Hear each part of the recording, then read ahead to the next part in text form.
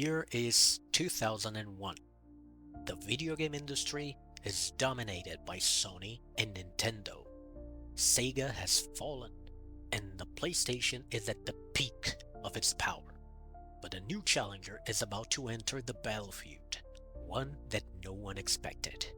A tech giant with no console experience, but with unlimited resources and a vision for the future of gaming.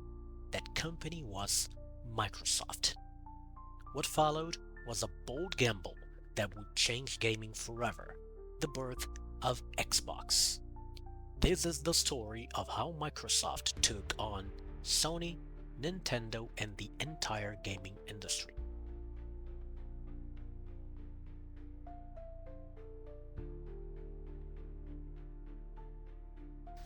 The story of Xbox doesn't start in 2001. It starts in the late 90s, when gaming was rapidly evolving. Sony's PlayStation had crushed the competition. Sega was struggling, and online gaming was becoming the next frontier. At the time, Microsoft had one foot in gaming with Windows, but they had no presence in the console market. That was about to change. Microsoft's engineers noticed something. While PlayStation and Nintendo consoles were powerful, they lacked what made PCs so advanced: hard drives, internet connectivity, and raw processing power. A small team of Microsoft engineers, led by Seamus Blackley, had a vision: a console built like a PC. One that could handle high-end graphics, online multiplayer, and new types of gaming experiences. The project was codenamed DirectX Box, later shortened to just Xbox. Microsoft's goal was ambitious: to take on Nintendo and Sony head-on. But to succeed, they needed something no console had ever done before.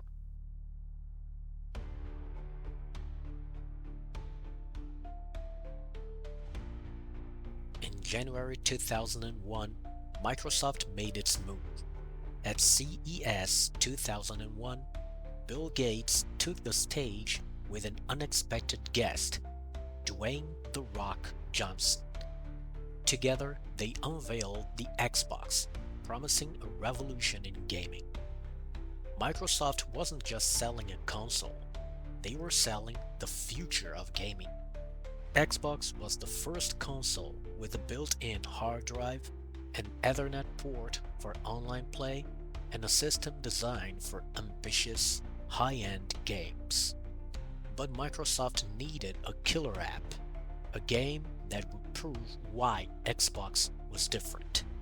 That game was Halo Combat Evolved. At launch, Halo wasn't just a game, it was a revolution. With its open-ended levels, incredible AI, cinematic storytelling, and LAN multiplayer, it became an instant classic. Halo wasn't just a hit, it became the face of Xbox, and for the first time, Sony had real competition. Thanks to Halo, the Xbox wasn't just surviving, it was making an impact. But Microsoft wasn't done. They had an even bigger plan, one that would change gaming forever. They were about to create Xbox Live.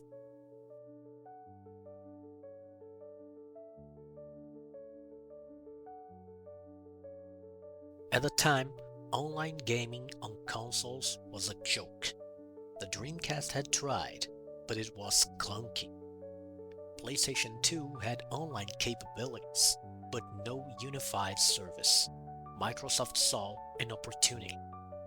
In 2002, Microsoft launched Xbox Live, the first true online console service. With voice chat, friend lists, matchmaking, and downloadable content, it was years ahead of its time. Xbox Live changed everything. It wasn't just an add-on, it was the future.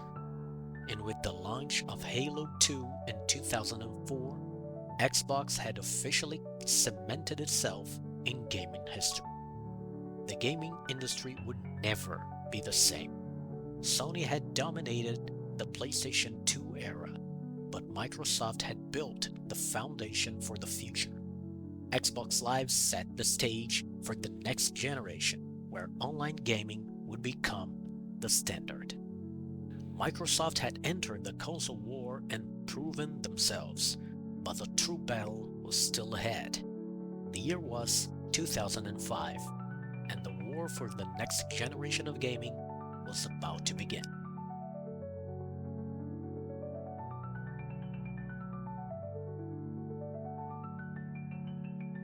The year is 2005. The gaming world is on the verge of a massive shift. The PlayStation 2 has dominated for years, but a new battle is about to begin.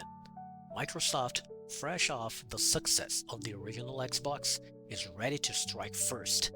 Sony, the reigning king, is preparing to launch its most powerful console yet. And Nintendo? They're about to take a completely different approach, one that no one saw coming.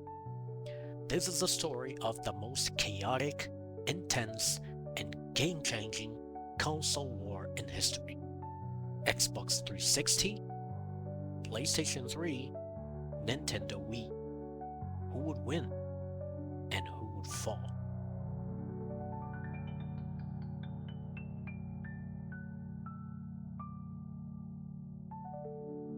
After proving itself with the original Xbox, Microsoft was not about to wait for Sony. Instead, they made a bold move, launching their next-gen console a full year before the PlayStation 3. And on November 22nd, 2005, the Xbox 360 arrived. Microsoft had learned from their past mistakes. The Xbox 360 wasn't just more powerful than the original. It was built for the future of gaming. With high-definition graphics, Xbox Live integration, and a growing library of killer titles, it was an instant hit. But Microsoft had one secret weapon that would change online gaming forever: Xbox Live's evolution. With Xbox Live, Microsoft perfected online gaming. It was seamless, fast, and social. Players could chat, form parties, download full games, and even stream content. It was a vision that Sony and even Nintendo weren't prepared for. And then came the games. In 2006, Xbox 360 released a game that would redefine shooters forever: Gears of War. With its revolutionary cover-based gameplay, brutal combat, and next-gen visuals, it set a new standard for the industry. The Xbox 360 was thriving, but Sony was about to fight back.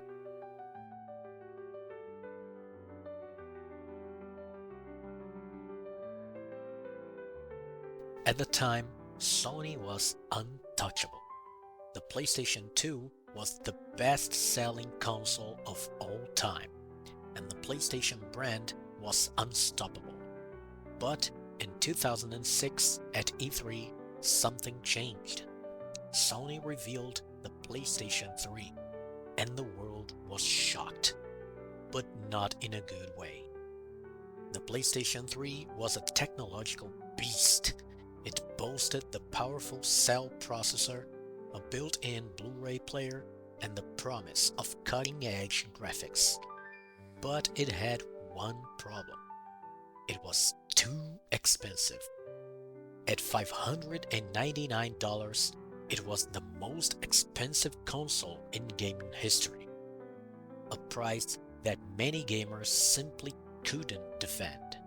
And it wasn't just the price. Sony's arrogance hurt them. Their E3 conference was a disaster, with awkward moments like giant enemy crab and $599 becoming internet memes.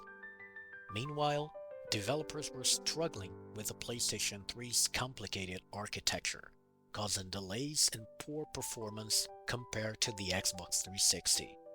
Sony had stumbled, and that's when Nintendo struck.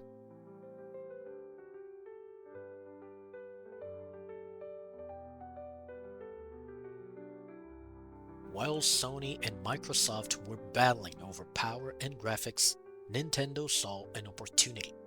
Instead of chasing raw performance, they redefined what a gaming console could be. Enter the Wii. The Wii was underpowered compared to the PS3 and Xbox 360, but it had something they didn't: motion controls. With the Wii remote, anyone could pick up a game and play.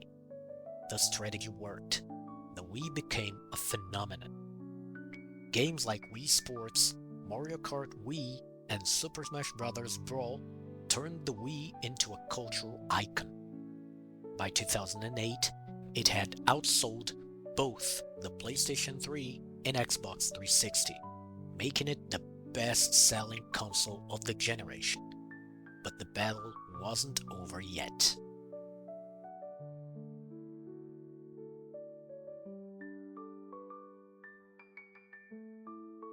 Sony wasn't done. By 2009, they had learned from their mistakes. They lowered the PS3's price, introduced the PS3 Slim, and delivered blockbuster exclusives like Uncharted 2, The Last of Us, and God of War 3. Sony was back in the fight. Meanwhile, Microsoft made a crucial mistake: the Red Ring of Death scandal. Thousands of Xbox 360s were failing due to overheating, costing Microsoft over $1 billion in repairs. By 2013, the war was over. The Wii had won in sales, but Sony had made a comeback, finishing toe-to-toe with Microsoft. The next battle? PlayStation 4 versus Xbox One. And that would be another war entirely.